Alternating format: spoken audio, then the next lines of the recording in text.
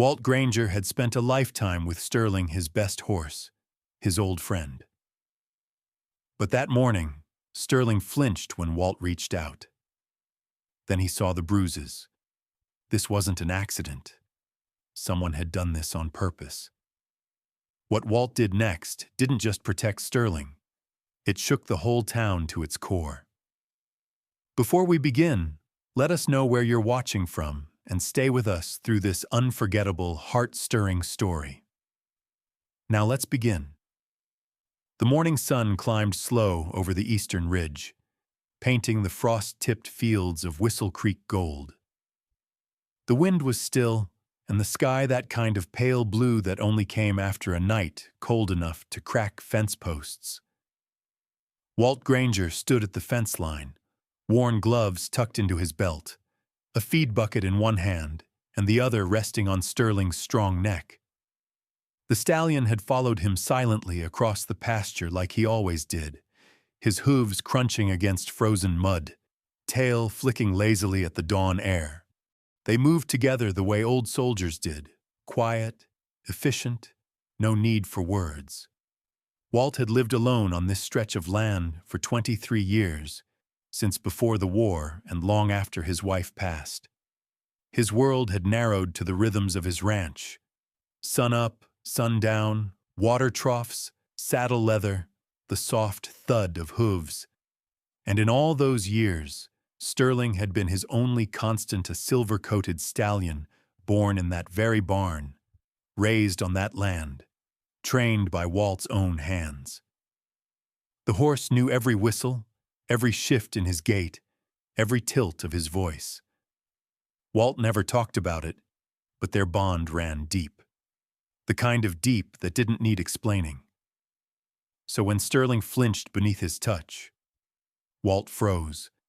His hand had just brushed along the gelding's ribcage, fingers curling under the winter coat to check the flesh standard routine.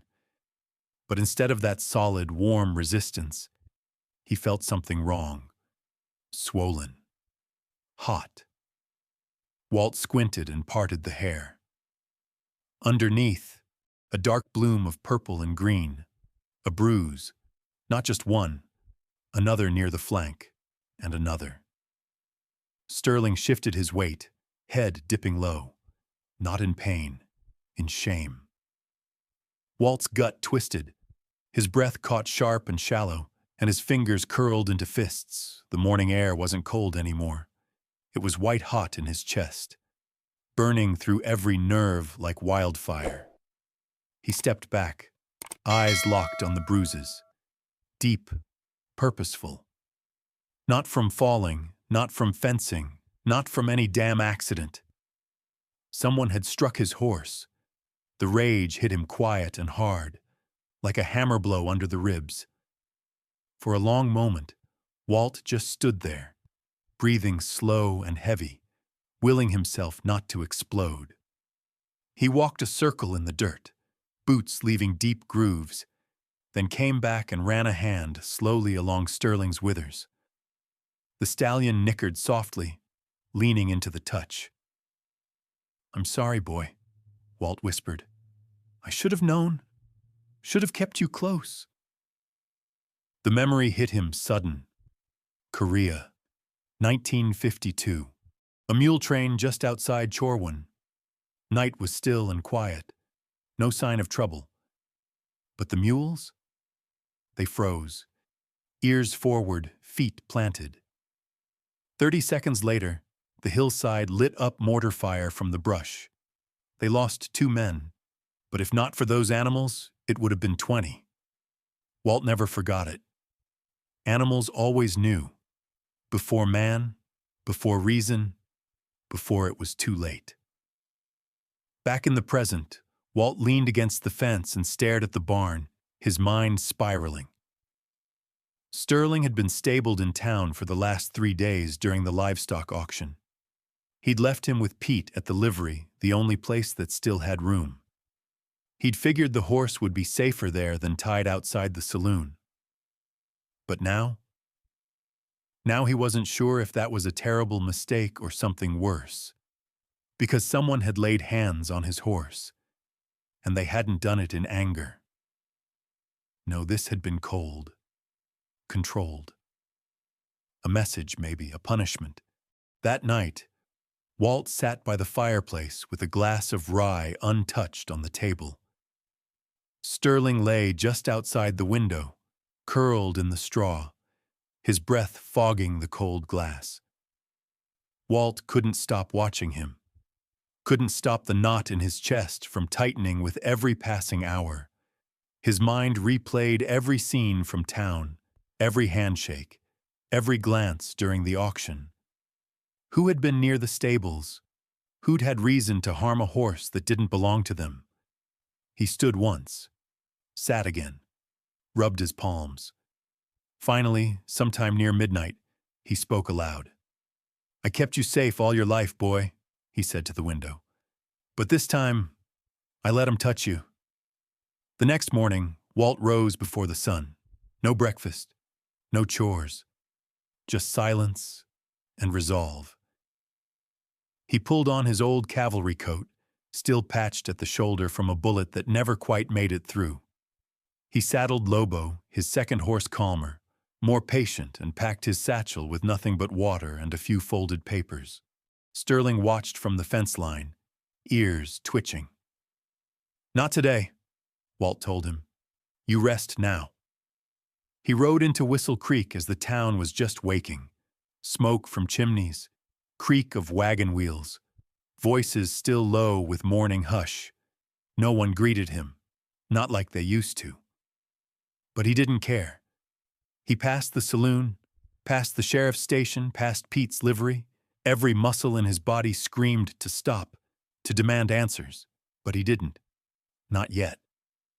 Instead, he guided Lobo to a halt outside the general store. Ruby Mayfield's place. Of all the people in town, he picked her for a reason. Not just because she was sharp, not just because she was decent, but because Ruby paid attention. She saw everything and said nothing unless it counted. Walt had heard whispers about her ledger, about how she kept notes on who owed what to whom, and what debts came due with bruises instead of bills. He stepped down, tied off his reins, and walked to the door. Inside, Ruby stood behind the counter sorting beans by hand. She looked up and stopped cold. Their eyes met, and something shifted. Walt took off his hat. "Got a minute?" he asked. Ruby nodded once, then reached for the door, flipped the sign to closed, and locked the bolt without saying a word. The hinges creaked as Ruby shut the back room door. The only sound in the general store, besides the ticking of the wall clock and the faint rustle of burlap sacks shifting in the draft. She didn't speak at first, just moved with measured grace behind the counter, her boots silent on the wood floor. Walt stood still by the window, eyes on the street. No one passed, no one lingered. But Ruby locked the front door anyway. She poured coffee into 2 chipped mugs and handed one to Walt. "You're not here for beans or bullets," she said quietly. "So tell me what happened." Walt took the mug with a nod. "It's Sterling," he said. Just the name, and Ruby's face changed. "Something happened to him," Walt continued. "3 days in town while I handled stock at the auction. I picked him up yesterday. Seemed off. This morning I found the bruises. His jaw clenched. Big ones. Deep. Too clean to be an accident." Ruby didn't gasp. Didn't reach for platitudes. Instead, she stared into her coffee like she'd expected this to come eventually. "They waited till you turned your back," she muttered. "That's how they work." Walt didn't ask who. He already knew. "I've been keeping track," Ruby said after a moment. She reached under the counter and unlocked a drawer only she ever touched. From it, she pulled a small, leather-bound book with a ribbon tucked neatly between the pages. The cover was plain worn at the corners, stained with years of coffee and dust. She placed it on the counter like a holy relic. This ledger isn't about store credit, she said. It's about truth. Names, dates, accidents that weren't, payments made under pressure, animals hurt, people run off their land. Most folks think I just balance receipts and stock flour. But I watch, Walt. I've had to. Walt didn't move, didn't speak. He just listened, letting the silence between them fill with implication. Ruby flipped the book open to a page marked in red thread. 3 months ago, she said, tapping her finger. The Grangers down by Silver Loop had their water line cut. Twice. Sheriff said it was varmints. Clyde's men had made them an offer on their backfield the week before. They turned it down. 2 weeks after that, she continued, Martha Willis found 2 of her calves gutted, nothing stolen, just slaughtered. She'd refused to sell her south pasture to Clyde Harrow's cousin. Sheriff said it was wolves. Hell of a smart pack of wolves, Walt muttered. Ruby looked up. That's the point, Walt. This town's been pretending not to notice for years. People are scared. The ones who fight back lose their land. The ones who don't live quieter. And what about you? He asked. You're still standing. I keep quiet. I keep records. I wait for what? For someone to stop waiting. Walt took a long breath, then turned toward the window, watching the dust dance in the light. That horse of mine, he's all I got. We've seen storms together, mountains, war and fire. I raised him like I would have raised a son if I'd had one. He never broke my trust. Not once. And I let this town hurt him. You didn't let anything happen, Ruby said gently. Walt turned back. His eyes were dark and still, storm gray like the mountain sky. I stood still when I should have watched better. That's on me. He stepped forward, tapped the ledger with a finger. But this means something. You've been brave just keeping it. But I'll carry the risk from here. Ruby studied him. For the first time, there was something like hope in her expression, but guarded, wary. You sure, Walt? Men who stand up alone don't last long out here. He didn't answer immediately. Instead, he walked to the stove and set his empty mug down with a soft clink. Then he stood there a moment, eyes drifting toward the photograph hanging above the shelf, Ruby and her late husband, standing in front of this very store, young and proud. I buried my wife 10 years ago, Walt said finally. Broke me for a while, but Sterling got me through. So when I saw what they'd done to him, something in me snapped back together. He turned to face her. I don't want to burn down the town. I don't want a war. But I'll be damned if I let this pass quiet like all the rest. Ruby nodded slowly, then flipped a few pages in the ledger. You're not alone, Walt. Maybe folks won't speak up just yet. But you give them something to believe in, they might. I'm not good with speeches, Walt said. Good, Ruby replied. We've had enough smooth talking. Time for something solid. She tore out several pages from the ledger copies she'd already made in case the original ever vanished and slid them across the counter. Start with these. Names that matter. Dates that match. It won't win you allies, but it'll show you where the rot starts. Walt tucked them carefully into his coat. And Carter? He asked. Ruby's face tightened. He's not like the sheriff. Still got a soul under that badge. But scared, torn. You could reach him. Just don't push too hard. Walt moved to the door, pausing just before unlocking it. Thank you, Ruby. You come back if you live through this, she said. And Walt? He turned. If Sterling's the reason you woke up, make sure the town sees what they did to him. People forget bruises on a man, but they remember the blood on a horse. Outside, the wind picked up. It rolled through Whistle Creek like a whisper, a promise, a threat, a reckoning. Sterling waited by the post, ears up as if he'd sensed something shift. Walt stroked his muzzle, then looked toward the hills beyond the rooftops. Change was coming. He didn't know if he'd survive it, but he'd damn well start it. The first stop was Martha Willis's porch. Walt stood under the sagging roof, hat in hand, as Martha peered through the screen door with tired eyes. She didn't open it, didn't invite him in, just looked at him like she already knew why he'd come. "I ain't got nothing worth savin'," she said before he could speak. "Not since Clyde poisoned half my calves." "I'm not asking for much," Walt said. "Just the truth." Martha hesitated, her lips pressed tight. Then she shook her head slowly and disappeared into the dark of the house. Walt stood there for a minute more, listening to the silence behind her door, before tipping his hat and walking back to Sterling. It went on like that, house to house, name to name from Ruby's ledger. Some wouldn't answer the door. Others cracked it open just enough to say no, eyes darting nervously past his shoulder. Pete from the livery shed real tears as he muttered, "It don't matter, Mr. Granger. Clyde always wins." One man grabbed Walt by the collar and hissed, "You'll get folks killed."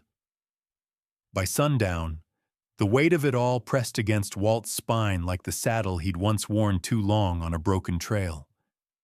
He tied Sterling beside the post office and sat on a dusty bench beneath the faded Whistle Creek telegraph sign, staring at the mountains. Somewhere up there, life went on untouched by fear. But down here, every heart was shackled. Then Ruby came walking from the far end of town, her coat flapping in the wind, face set with purpose. "Carter agreed to meet," she said quietly, sitting beside him. "Where?" "The back of the smithy. 10 minutes." They rode in silence. Sterling's hooves made soft rhythm against the hard-packed dirt, echoing between closed windows and drawn curtains. The blacksmith's shed stood half-lit by lantern light, and behind it, in the lean-to, stood Deputy Carter, arms crossed, jaw clenched. "I don't know why I came," Carter said. "Maybe because Ruby said you'd show me something that'd change my mind." Walt didn't answer. He just tugged at Sterling's reins, stepped forward, and with a gentle hand, lifted the stallion's saddle blanket. Even in the dim light, the Bruises spoke.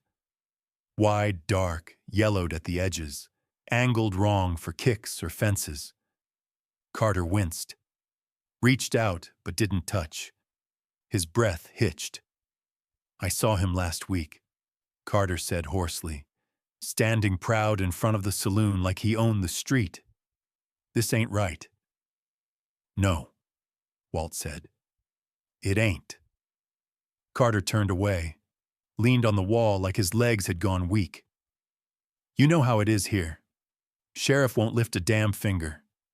Clyde owns the jail, the feed store, half the town's wages. He tells folks jump and they ask which direction. I wanted to help, I did. But every time I tried—" "You filed silence," Walt said. Carter's shoulders sagged. "I became a lawman to protect people, not to survive by looking the other way." Walt placed the folded pages from Ruby's ledger into Carter's palm. "Then don't."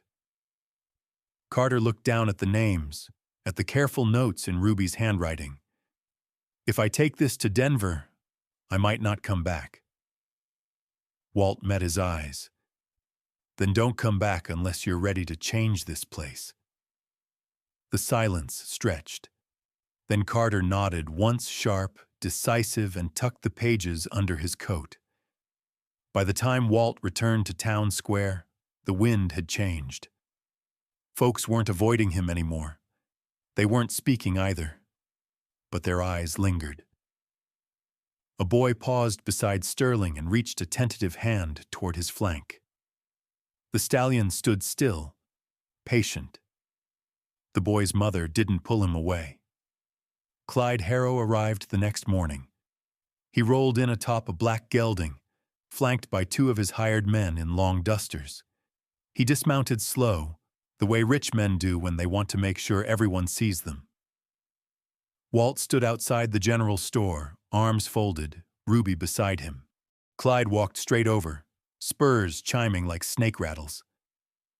"You got something on your mind, old man?" Walt didn't speak, just looked at him. Steady, calm, but in his silence was a challenge. Clyde grinned. "You think a few bruises on a horse are going to change this town?" Still nothing. "You think folks will rally behind a man with no voice, no plan, just an animal and a cause?" Sterling stepped forward, muscles tense. Walt laid a hand on his neck. The message was clear. Not yet. Clyde leaned in, voice low. "You're poking a bear, Granger. Careful you don't get mauled." Walt finally spoke. Just 3 words. "Then let it come." By nightfall, Ruby lit 3 lanterns in the windows of her shop, an old code from frontier times. It meant, gather. Quietly, cautiously, they came. 20 souls. Some familiar, some half-strangers. All afraid. They met at the chapel on Widow's Bluff. No prayers tonight. Just silence and the creak of wooden pews. Walt walked in, carrying the blood-stained saddle blanket, the one Sterling had worn the day he came back broken. He said nothing at first, just laid it across the pulpit. Ruby lit a lamp behind him, and the red stains glowed like fresh wounds. "They didn't just beat a horse," Walt said finally, voice like gravel over stone. "They beat this town, and we've all been limping ever since." A sob cracked the air, then a whisper. "It's time." Another. "I'm tired of hiding." Walt stepped back as the voices swelled, not loud, not angry, just firm, determined. A spark had caught, and it was growing. Outside, a gust of wind swept across the bluff, carrying with it the scent of rain, or fire, or something new. Hope, maybe, but hope with teeth. The days that followed passed like lit fuses, slow, silent, ready to blow. Whistle Creek returned to its routine, at least on the surface. Folks still swept porches, still traded eggs for flour at Ruby's counter, still nodded good mornings. But everything under it had changed. Eyes lingered longer. Conversations ended faster. No one whistled anymore. Walt Granger moved through town like a wire pulled tight. His boots scuffed the same boards. His fingers still brushed the same worn saddle leather. But his presence carried a weight now, like every step was watching for the other boot to fall. And it did. 3 days after the meeting at Widow's Bluff, someone painted Ruby's storefront. Red words slashed across the windows in big block letters. "Talk again and bleed." The kind of message that needed no signature. The kind that chilled blood. Ruby didn't flinch, at least not in front of anyone. She met Walt at dawn, her eyes still puffy from a sleepless night. Bucket in one hand, bristle brush in the other. "You scrub," she said. "I'll pour." They worked in silence until the glass gleamed again, but the smear of threat lingered deep in the grain of the wood. That night, the Willises found their cattle troughs fouled, some kind of poison or tar, slick and black. They buried 2 calves by sunrise. Martha didn't cry, just stood at the fence line staring into the dark like she expected more. And then came the fire. It was after midnight when Walt woke, not from smoke, but from Sterling's scream. The stallion kicked his stall, eyes wide, nostrils flared, muscles trembling. Walt was up in a heartbeat, bare feet slapping the floor as he grabbed the rifle and flung open the barn door. Orange light licked the sky behind the pasture. Fire raced through the dry grass, a wall of heat moving fast. Walt didn't think. He just ran. Water buckets. A shovel. Anything. He fought until his shirt clung to him like second skin. Ash in his lungs, knuckles raw. By the time the fire died, it had eaten the fence, scorched the outer edge of the hay barn, and singed the old cottonwood tree that shaded Sterling's paddock. But the herd was safe because of Sterling. The stallion had sensed it, warned them, saved them. Walt leaned against the water trough as dawn broke, chest heaving, body shaking. Sterling nudged his shoulder like always, and that broke something in Walt, not fear, but fire. He didn't just want justice anymore. He demanded it. He spent the next day going house to house, not to plead, but to remind. He told them about the pasture, about Sterling's scream in the night, about how fire didn't ask who was brave and who was scared. It just burned. To Martha Willis, "You didn't deserve to bury calves before daybreak." To Pete at the livery, "Sterling still trusts you." That means something. To every tired set of eyes behind every cracked door frame, "If he didn't run from the flames, neither will I."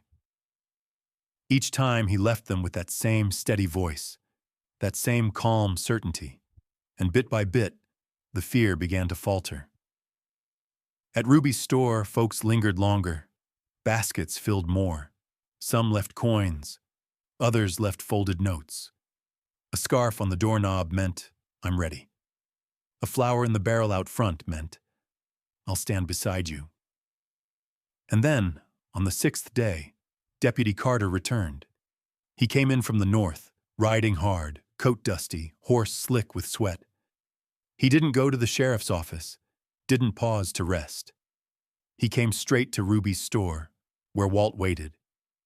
His face said it all: exhaustion, relief, something close to hope. "They listened," he said. "The marshal's coming." "When?" "Tomorrow, midday. He's bringing men, real ones, 30 strong, badges clean, and they're tired of looking the other way." Walt nodded. "Good." Ruby, who had been holding her breath this whole time, finally exhaled. "Then we wait?" Walt shook his head. "Then we prepare." The rest of the day moved with purpose. Quiet instructions passed between hands like folded prayers. Doors were reinforced. Family heirlooms hidden. Children kept close. But beneath it all was something new: resolve. That night, Walt sat on his porch with Sterling beside him. The horse rested his head against Walt's arm, soft breath warming the cool air. "You've always known first," Walt whispered. "Now they're starting to listen." He looked out over the blackened pasture, at the rebuilt fence line, at the lantern lights flickering in town. He thought of Clyde Harrow, probably drinking brandy in his big ranch house, smug as ever. Let him sleep well, Walt thought. Tomorrow, he wakes up to a different town. The dawn broke with a quiet unlike any Walt Granger had known. Not the hush of snow or fog, but something deeper: anticipation thick enough to feel in the lungs. The frost on his boots crunched louder than it should have as he walked Sterling out to the edge of town. The stallion's hooves clicked steady on the dirt road, his coat catching the rising sun like silver flame. Scars were still faintly visible along his flank, but he held his head high alert, unbroken. They stopped at the gate that marked the town's northern edge. Walt stood beside him, hat low, rifle strapped across his back, and waited. Whistle Creek was awake but hushed. Curtains fluttered. Eyes peeked from behind shutters. It was as if the whole town was holding its breath.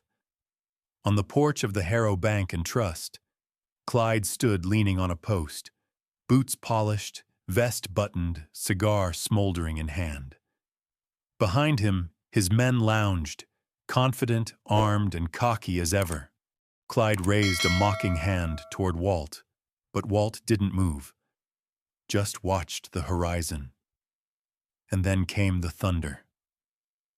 It started as a low rumble, like distant weather. But it grew fast, clear, organized. 30 mounted men crested the ridge, badges catching the light, coats flapping behind them. The territorial marshal rode at the front, tall in the saddle, stone-faced and unreadable. Dust rose like storm clouds behind them. When they halted at the edge of town, silence swept the square. Walt felt Sterling stiffen, then settle. The marshal's gaze swept the buildings, then found Walt and gave a nod. No words. None needed. The marshal turned his horse toward the bank, and with practiced ease his men fanned out. Clyde took a step back, then forced a smirk. "Marshal," he said, too loud, too oily. "What brings such a fine parade to Whistle Creek?" But before the marshal could answer, someone else stepped forward, Pete, the old liveryman. He walked like his knees didn't want to, his hat in his hands, voice shaking. "It was him," he said, nodding at Clyde. "I locked Sterling in the back stall. I didn't want to. I heard him beating the poor thing. I stayed quiet 'cause I was scared, but not anymore." The crowd began to gather, Ruby in her apron, Martha Willis holding her grandson's hand, the Henderson boys standing shoulder to shoulder. Eyes turned to Clyde. His smirk twitched. "That's a sad story, Pete. Maybe lay off the bottle?" But then Ruby stepped forward, ledger in hand. "This town's tired of being scared," she said. "I've got names, dates, records. What you did to Sterling wasn't the beginning. It was the last straw." The marshal nodded to his men. 2 deputies flanked Clyde before he could finish his next sentence.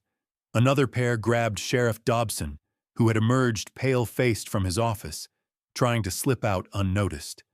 The cuffs clicked loud as gunfire. And then, like a cork popping, the town erupted, not in chaos, but in release. Some folks wept, others shouted. A few just stood there, stunned, blinking at the impossible turned real. Ruby reached out and squeezed Walt's hand. "You didn't just stand up for him," she said softly. "You stood up for all of us." Walt's throat tightened, but he managed a small nod. He looked over at Sterling, who let out a long, low breath, as if he'd been holding it just as long as the rest of them. By afternoon, the marshal's men had loaded Clyde, Dobson, and a few others into wagons bound for the capital. Official charges were being written, the bank was sealed, and Deputy Carter, now acting sheriff, stood on the courthouse steps, already issuing orders with a steadiness no one had seen from him before.